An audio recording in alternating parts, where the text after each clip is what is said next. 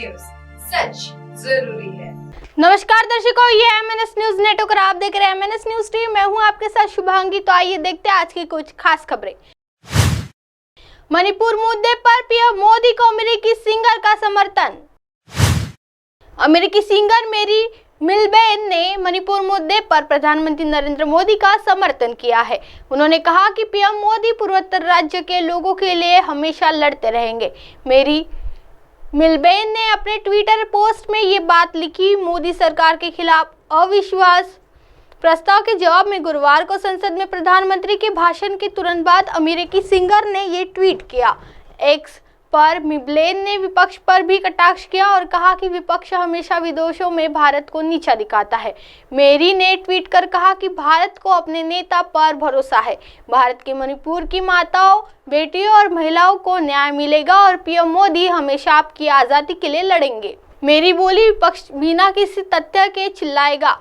मेरी ने अपने ट्वीट में कहा कि विपक्षी आवाजें बिना किसी तथ्य के जोर जोर से आएगी, लेकिन सच्चाई हमेशा लोगों को उनकी आवाजों से आज़ाद कर देगी।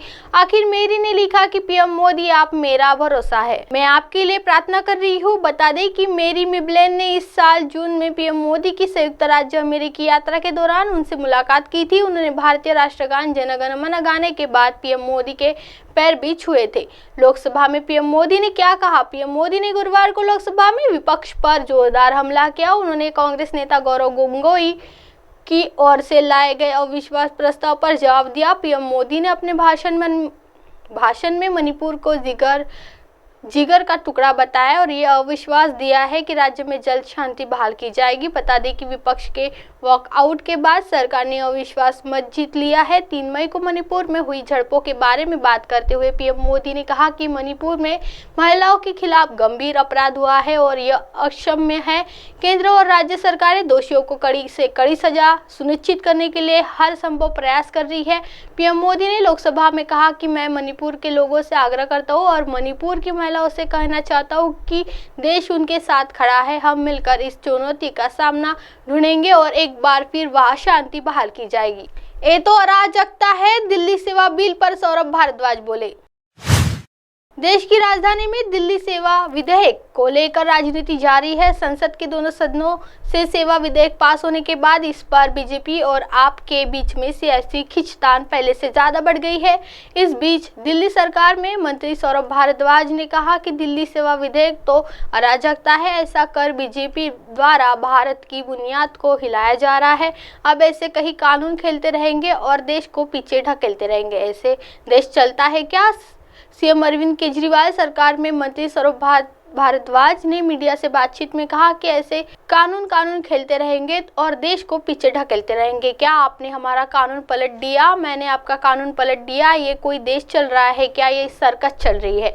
आखिर अमेरिका में बैठा ब्यूरोक्रेट और लंदन का पीएम मोदी के बारे में इन घटनाक्रमों को लेकर क्या राय बन रहा है, इस बारे में तो सोचिए। हालत यह है कि आपको अपने CGI पर भरोसा नहीं है, फिर आप कहते हैं कि भारत विश्व गुरु बनने वाला है। मैं पूछता हूँ, काहे का विश्व गुरु बनने वाला है?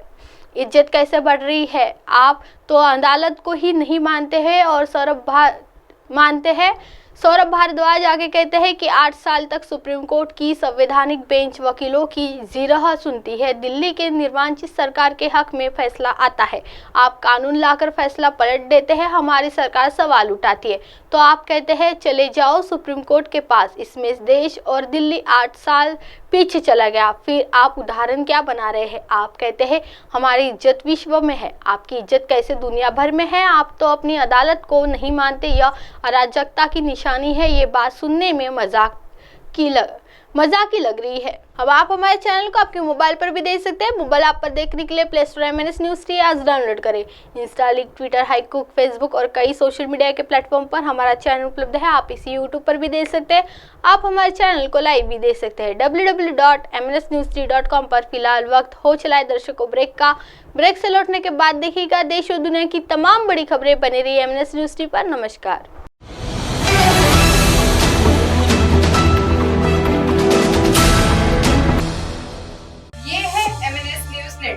और आप देख रहे हैं MNS न्यूज,